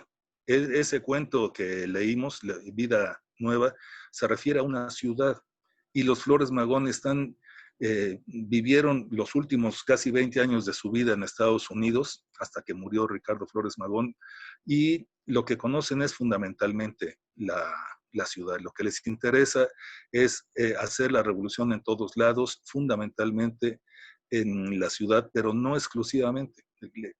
Para ellos, la revolución empezaba por las comunidades y repercutía en la ciudad. Bueno, esa es la importancia del pensamiento de Flores Magón, y lo podemos encontrar entonces tanto en sus escritos políticos entre 1911 y 1914 y en sus cuentos de 1914 en adelante, igual que, o sea, no solamente sus cuentos, también en sus dos obras de teatro. Pues esta es mi intervención. No sé si ahora tengan ustedes algunos comentarios o algunas preguntas. Ustedes me dirán qué es lo que sigue. Muchas gracias. Gracias a usted, doctor, por tan interesante recordatorio, por traernos a colación el pensamiento, pero sobre todo el actuar de un hombre tan íntegro, repetimos, como fue Ricardo Flores Magón. Y bueno, sí, ahorita le vamos a dar lectura a algunas preguntas, algunos comentarios que nos están haciendo ya los compañeros, mientras también para que se descanse un poquito la garganta, porque siempre nos cansamos de hablar tanto. Y bueno, le estamos agradeciendo a todos los compañeros, compañeras que nos están mandando saludos, felicitaciones por este aniversario, así como reconocimientos a tanto a la Universidad del Pueblo como a la interesante conversación que usted nos ha brindado, doctor. Nos mandan saludos de todas y cada una de las sedes de nuestra universidad y también de la Universidad de Chontalapa en Tabasco, de la UNIPEG Campus Coyuca de Catalán en Guerrero. Y hacen algunas preguntas y algunos comentarios que, si usted me permite, se los vamos a leer para que vayamos ampliando esta plática tan interesante, repetimos, sobre esta historia, la historia de un revolucionario, pero que también tiene que ver con un concepto de vida, donde se entrecruzan la cuestión de lo indígena, esta perspectiva de lo indígena, esta visión de lo indígena, con esos valores que se empiezan a generar y esas concepciones político-ideológicas de los Ricardo Flores Magón. Y bueno, algunos de los comentarios tienen que ver con esta situación de la invasión cultural que ha destruido la vida comunal de los pueblos originarios. Y también le comentan que estas aportaciones nos ayudan a entender y actualizarnos en la temática de comunalidad, comunal y comunitaria. Algún compañero también señala lo acertado que es ahorita hablar de la democracia y lo comunal, porque hay que perder la idea de que los partidos son la única forma de organización política. Y bueno, el comentario de un compañero en el sentido de que ahora en este 2020, no solo autoridades, clérigos y sacerdotes, sino también el maestro debería morir si no busca la transformación, la expropiación. Bueno, las pasiones siempre salen a flote. Y tenemos aquí un comentario también de un compañero que nos ha sido el favor de hacer llegar sus preguntas aquí en el chat de la plataforma Zoom, en el sentido de que Ricardo Flores Magón tenía gran amistad con Manuel Gómez Morín, a tal grado que consigue la autonomía de la UNAM y busca el bien común. Una de las frases de Gómez Morín: las ideas y los valores del alma son nuestras únicas armas. No tenemos otras, pero tampoco las hay mejores. Y bueno, le mandan infinidad de mensajes, doctor, agradecimientos y también una solicitud en el sentido que nos pudiera usted indicar tanto algunos textos para ir profundizando y en la vida de Ricardo Flores Magón, así como dónde poder encontrar las citas de este revolucionario y las que usted mencionó también de Madero, ¿no? Entonces, y ahorita nos acaba de llegar una pregunta. ¿Qué relación tendría el movimiento zapatista con el pensamiento magonista? Esa es una pregunta y nosotros nos atreveríamos a hacer otra en el sentido de qué planteaba Ricardo Flores Magón sobre la participación de la mujer, el papel de la mujer, teniendo en cuenta que una parte importante en la concepción de la vida que él tiene y en su actuar lo tiene que ver su madre, una mujer íntegra también, que incluso cuando le solicitaron que él renunciara a sus ideales para poder ser liberado, ella fue una de las que le dijo que no quería que su hijo renunciara a ello porque tenía que tener el orgullo de que su hijo fuera fiel hasta el final con sus principios, ¿no? Entonces, esas dos preguntas por el momento, doctor, si nos pudiera usted responder, por favor. Muy bien, muchas gracias. Sí, son bastante extensas las preguntas. Si en algo se me olvida, por favor, me recuerda. Empezaré diciendo que las mujeres son fundamentales en el magonismo y especialmente valoradas en el magonismo, a diferencia de otras imágenes de la revolución. Para el magonismo, las mujeres no son soldaderas, no son rieleras, no son las tortilleras de los revolucionarios, son las compañeras. Incluso los Magón vivieron formaron una comunidad en 1914 en Los Ángeles, llamada Edendale, en un lugar llamado Edendale, donde vivían los hombres y las mujeres y producían regeneración, cultivaban la tierra, se organizaban. Había una idea y una práctica de la igualdad, no solamente por los derechos de la mujer, sino por las posibilidades de construir cosas nuevas. Cuando lee uno los cuentos de los Flores Magón, sobre todo de Ricardo Flores Magón, encuentra siempre el papel de la mujer, casi siempre en dos sentidos. Uno, el de la mujer humillada, el de la mujer así violentada, que se empodera y lucha junto con el hombre por transformar la sociedad. Yo creo que si tenemos que buscar un antecedente de la lucha antipatriarcal en México, la podemos encontrar fácilmente en el magonismo, no en el maderismo, no en el villismo, no creo que tampoco sea tan visible en el zapatismo, sino en estos que escribieron tanto y que explicaron tantas cosas y que por lo tanto permiten visibilizar su punto de vista.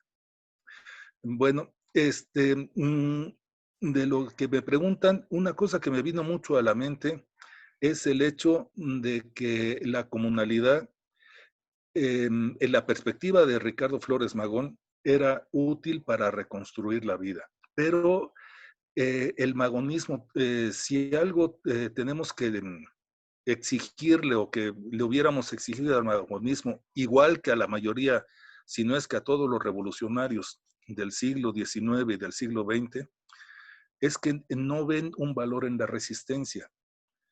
O sea, para los revolucionarios, el capitalismo ha sido tan devastador que acabó con las posibilidades de resistencia. Y entonces, no encontramos en los manifiestos revolucionarios de prácticamente ningún revolucionario referencias a que vamos a recuperar la fuerza de los que están resistiendo, sino parten de la idea de que nadie resistió, que el capitalismo acabó con todos y que por lo tanto hay que crear un hombre nuevo, tal como lo dice con toda claridad el Che Guevara. Pero no solamente el Che Guevara, la mayoría de los revolucionarios dicen eso. Hay que crear un hombre nuevo porque el capitalismo sumió a la gente en la peor de las abyecciones, o sea, en el peor de los estados. Entonces, hay que levantar al mundo creando un mundo nuevo. Y eso es precisamente lo que busca la revolución, crear un mundo nuevo. El asunto está en que en la perspectiva de la comunalidad, lo que importa no es crear un mundo nuevo, sino recuperar la dinámica del mundo propio, el mundo que ha resistido. La comunalidad nos hace ver ahora, no lo permitió ver hace un siglo, pero ahora sí, nos permite ver la fuerza de la resistencia. La resistencia como, en esto, la comunalidad no es una imposición, es una elección de la gente, de las comunidades, es un estilo de vida que nadie les impone, sino que colectivamente se acepta, colectivamente se valora y se le da su propia dimensión. Entonces, es un estilo de vida elegido que ha sido acosado por el capitalismo y que sigue sobreviviendo, que sigue resistiendo, sigue enfrentando al capitalismo. Frente al individualismo capitalista se opone la comunalidad, el comunalismo mesoamericano. Y entonces encontramos en la comunalidad hoy un valor mucho más importante que el que alcanzaron a ver los Flores Magón. Ellos no alcanzaron a ver, porque no se los permitía ver su circunstancia, no alcanzaron a ver el valor de la resistencia. 100 años después, esa misma resistencia nos hace ver el valor que tiene para la comunalidad para resistir. Y por lo tanto, la resistencia para liberarse, o sea, porque la resistencia, tal vez solamente para los maestros sí, pero en la realidad la resistencia no es un valor en sí mismo. La resistencia no es un fin, la resistencia es un medio para algo más.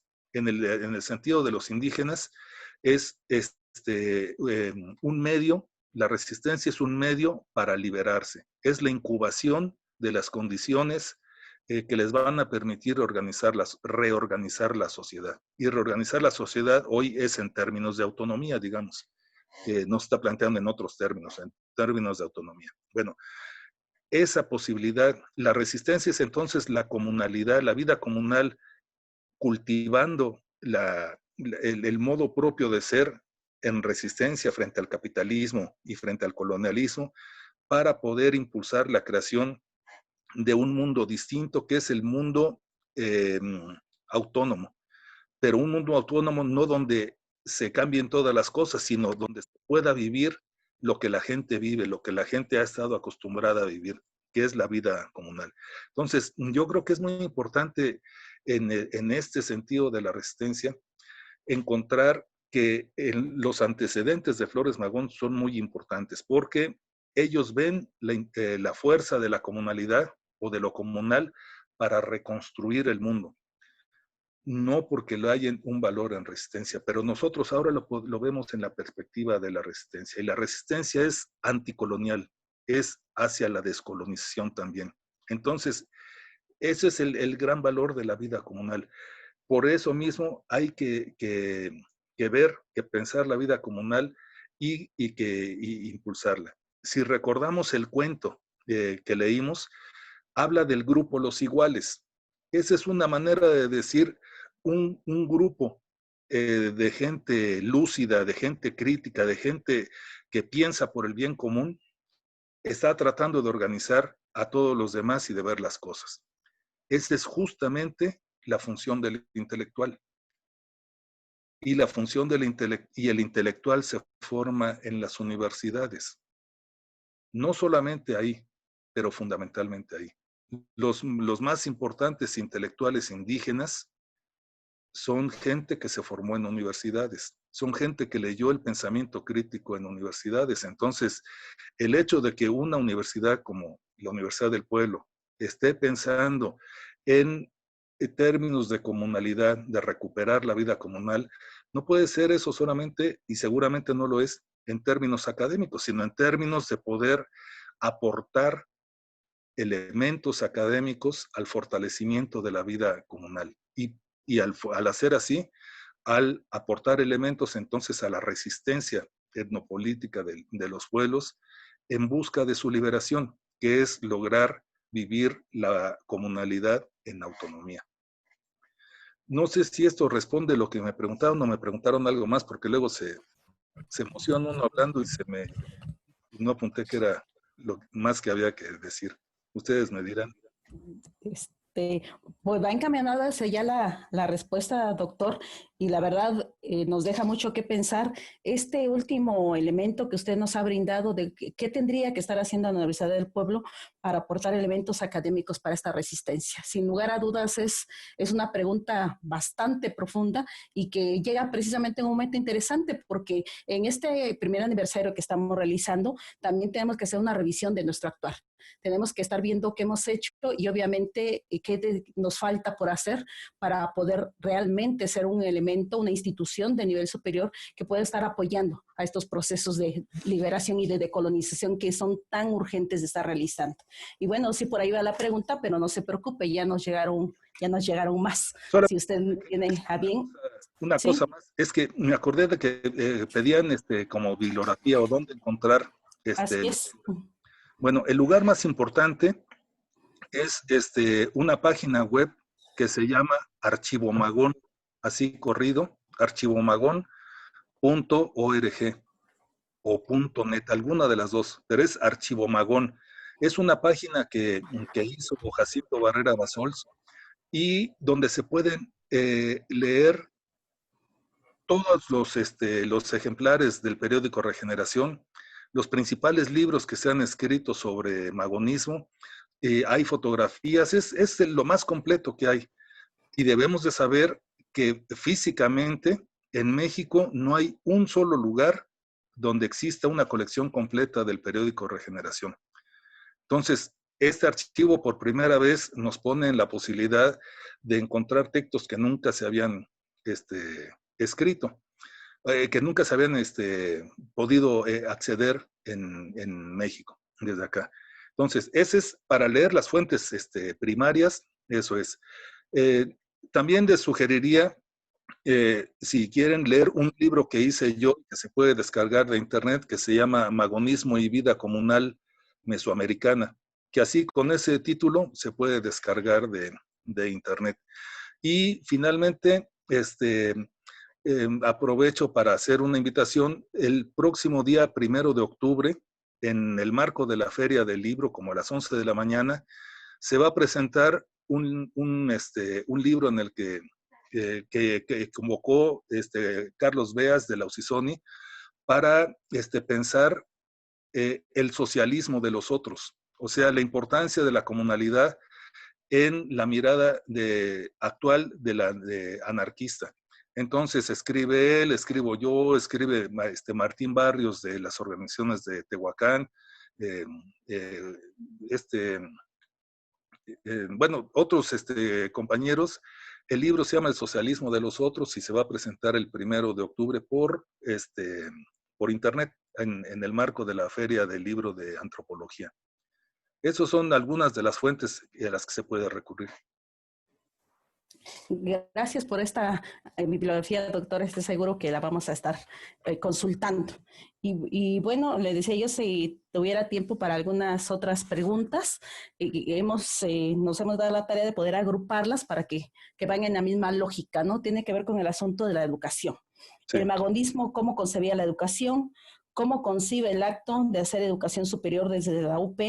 En el contexto del pensamiento comunal magonista de la interculturalidad, y qué papel jugaría la pedagogía crítica de Paulo Freire, McLaren, etcétera, en la comunidad que propone el pensamiento magonista. Sí. Esa es por una parte. Y las otras preguntas, que a lo mejor es una cuestión más práctica, más personal, si nos pudiera precisamente dar algunos ejemplos prácticos para resucitar la comunalidad en nuestros hogares, ¿no?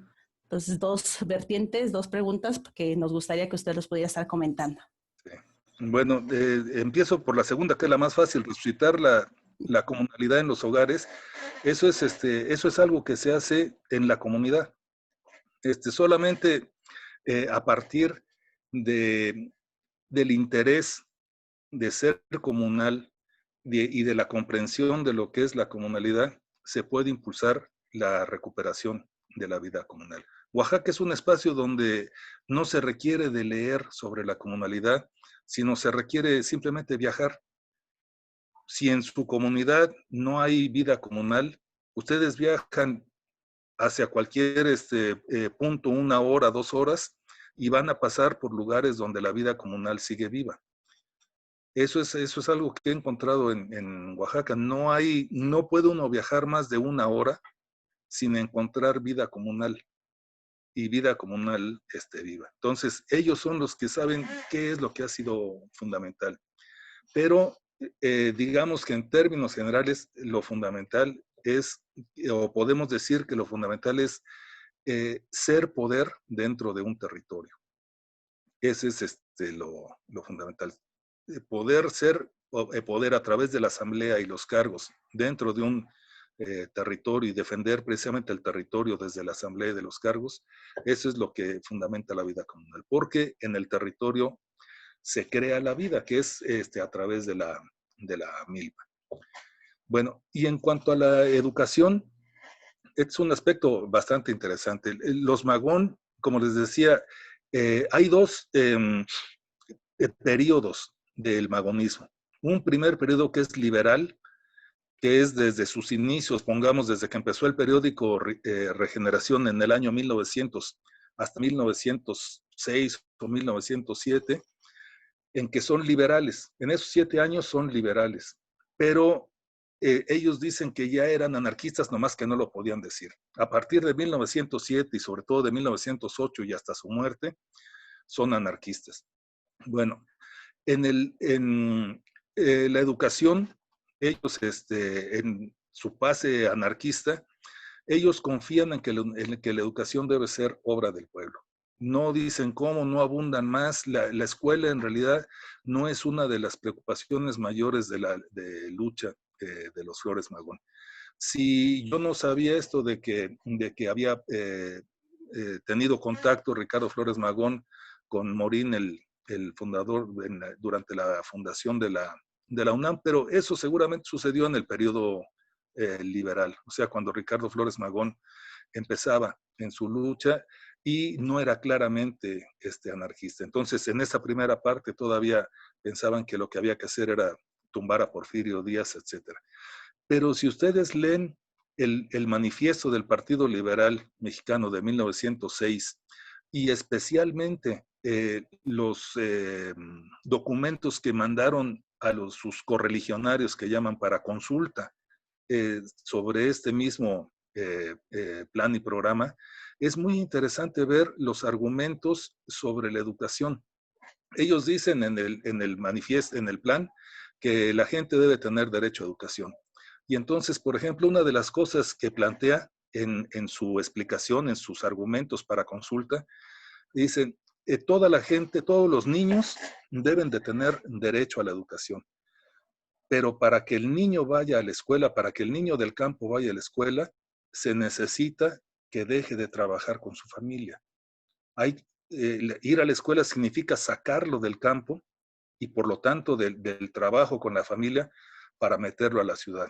Entonces, si el gobierno los va a sacar del trabajo familiar para llevarlos al trabajo en la escuela, debe entenderse eso como un trabajo. Y por lo tanto, el niño debe de ser remunerado para poder trabajar en educarse. El concepto de becas no era una limosna para que se pueda estudiar y que se puedan emborrachar los papás. Era un concepto de pagar el trabajo de un niño para que en lugar de estar trabajando productivamente para su familia, esté haciéndolo para su formación en la escuela, pero ganando un dinero. Eso es algo, incluso hoy suena avanzadísimo.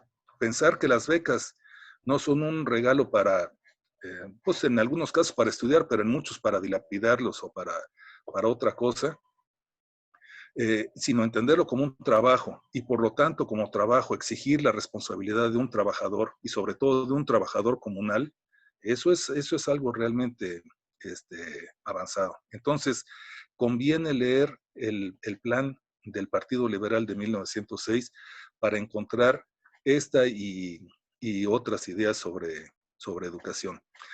Ahora, ¿qué es lo que hoy puede aportar la comunalidad a la educación? Bueno, si lo vemos en la perspectiva de lo que se ha llamado el PTO, el Plan para la Transformación de la Educación de Oaxaca, la comunalidad es el sentido final de la educación.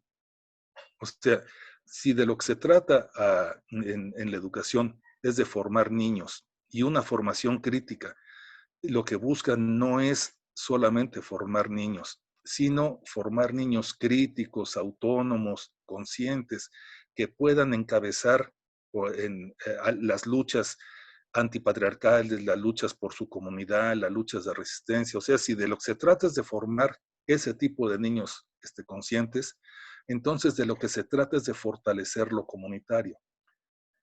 O sea, en otras palabras,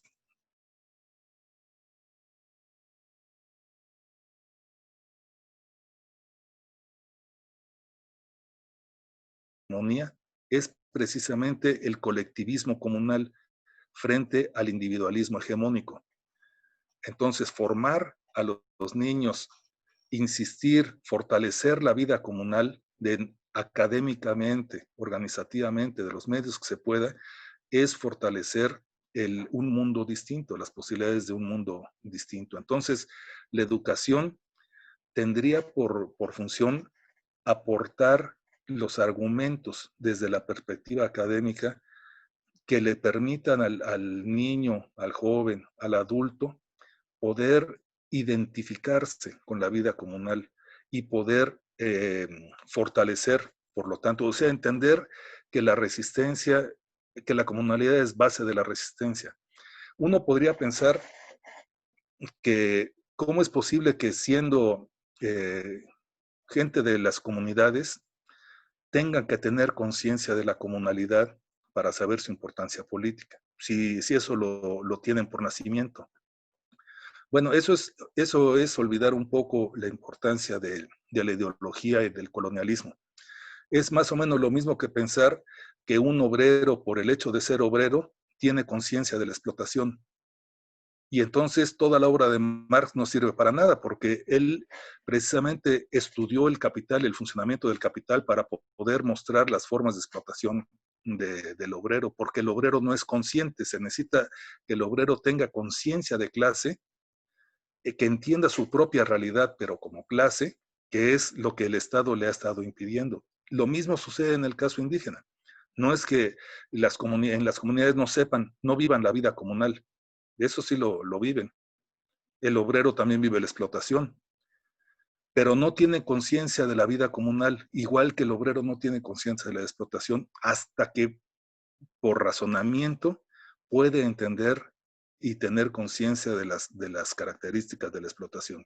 Lo mismo es el mismo procedimiento en las comunidades. Entonces, no se trata de enseñar la vida comunal, se trata de concientizar sobre la importancia de la vida comunal y del fortalecimiento o de lo que sucede por el hecho de dejar que se siga perdiendo la vida comunal o que se le siga arrebatando la vida comunal. Entonces, la educación es fundamental en este proceso, porque hay que reconocer que en una dinámica de dominación y resistencia, la escuela y la educación tienen una función de dominación, nacen para eso, esa es su función de Estado. Si los maestros se oponen a esa función y tratan de hacer una función distinta, si tratan de que la escuela sea un espacio, no sea un espacio de domesticación, y que el plan de estudios pueda ser un trabajo de emancipación, entonces eso quiere decir no quiere decir que eso sea la función de la escuela, quiere decir que estos maestros conscientes han logrado ir contra la función de la escuela, contra la función hegemónica de la escuela. Y eso es un trabajo resultante de la conciencia. Entonces, el maestro también por el hecho de ser maestro no se da cuenta de la domesticación. Si no, Freire, ¿para qué serviría? El maestro no se da cuenta de que la educación bancaria es bancaria hasta que adquiere conciencia y adquiere conciencia hasta que escucha los argumentos que le permiten tener conciencia. Entonces, esa es la función del pensamiento crítico. Mostrar la realidad, pero no solamente por decir, oye, hay una educación bancaria, sino por mostrar cómo funciona, mostrar cuáles son sus características y cuáles son sus posibilidades de ser distintas. Ahí es donde está la importancia de la escuela y de la educación en una perspectiva de pedagogía crítica. Sí, eso es lo que creo. Repetimos, doctor, es muy profundo lo que usted nos está diciendo y me parece que, como acertadamente comentan en las diferentes plataformas, la conferencia que usted nos está brindando el día de hoy nos ayuda, porque en esta época donde el capitalismo aniquila a nuestras comunidades, se ve reconocer este trabajo tanto teórico como práctico que usted y muchos otros compañeros están realizando para retomar este concepto de comunalidad como una forma de resistencia hacia el Estado, por una verdadera autonomía de nuestros pueblos originarios. Creo que esa es una de las grandes de los grandes aprendizajes que debemos tener todos y cada uno de los docentes y de los integrantes de la comunidad universitaria. Y bueno, doctor, finalmente, ya sé que estamos un poquito cansados, pero hay una pregunta que nos hicieron y que ha quedado sin respuesta y que le pediría yo que de manera pues breve, para no seguirlo cansando, nos pudiera usted comentar, que nos hizo un compañero en el sentido de la relación de este movimiento zapatista, del actual movimiento zapatista, con el pensamiento magonista. Bueno, el zapatismo actual creo que tiene una valoración importante del magonismo. No en balde uno de sus primeros municipios autónomos se llama Ricardo Flores Magón. Entiendo yo que el zapatismo actual valora el magonismo, no solamente por ser una figura más allá de la realidad, sino por su importancia histórica. O sea, el zapatismo actual es un movimiento que tiene mucho conocimiento del desarrollo histórico del movimiento social en México. Entonces, ellos no solamente entienden la importancia de Zapata, entendieron también muy bien la importancia de la Convención de Aguascalientes.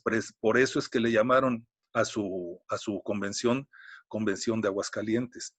Y en ese mismo sentido, entonces, entienden muy bien cuál es la importancia del magonismo. Y el magonismo, como lo dicen prácticamente todos los biógrafos de Emiliano Zapata, el magonismo fue el que le enseñó a Zapata la lucha por tierra y libertad.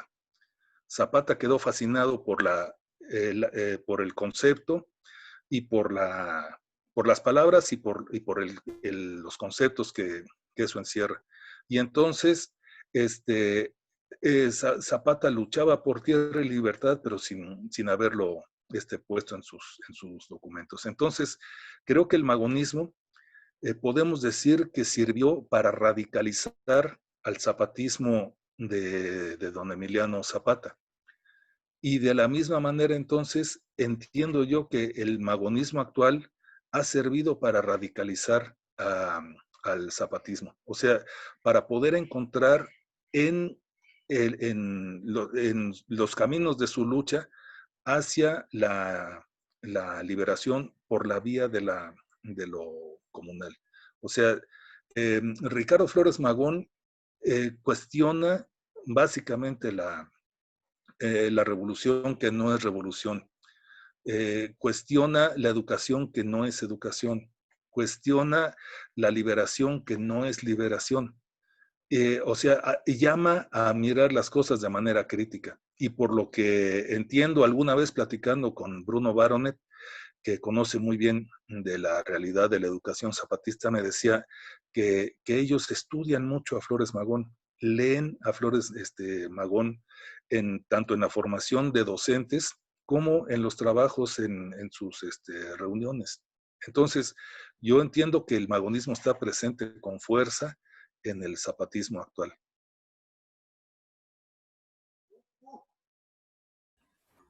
Perfecto, doctor. Creo que nos ayuda esta parte a ver cómo la historia precisamente nos ayuda a comprender los distintos procesos, ¿no? No es un asunto acabado, sino es de manera dialéctica, y esto nos ayuda también a comprender los distintos procesos que se están viviendo. Bueno, no queremos irnos sin antes, doctor, y hacerle llegar los saludos, las felicitaciones de parte de los compañeros de Hidalgo, de la Universidad Autónoma Indígena de México, que le agradecen todo lo que les ha usted enseñado, no solamente en estos momentos, en el transcurrir de esta universidad.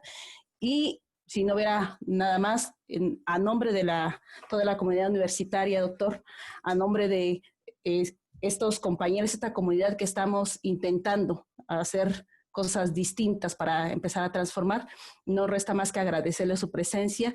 Creo que no pudimos haber tenido mejor plática que la realizada por usted hoy en este marco de nuestro aniversario del primer año de la fundación de nuestra Universidad del Pueblo.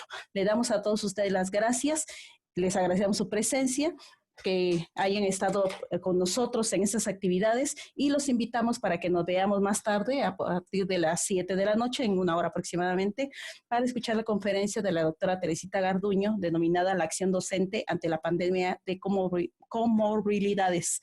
Esperamos reencontrarnos en este espacio para seguir festejando juntos el primer aniversario de la fundación de nuestra universidad, la Universidad del Pueblo. Muchas gracias a todos y sigamos festejando. Hay motivos para estar alegres. Muchas gracias y nos vemos más tarde. Por haberme invitado y nuevamente felicidades por este aniversario. Esperamos que el siguiente aniversario lo celebren más universidades junto con ustedes. Más planteles, digamos. Esperemos que así sea, doctor. Bueno. Muchas gracias. Gracias, doctor. Hasta luego. Hasta la victoria. La ciencia al servicio del Gracias, doctor Benjamín. ¿De qué? Gracias, maestro Benjamín Maldonado. Gracias. Interesante su conferencia. Gracias, maestro.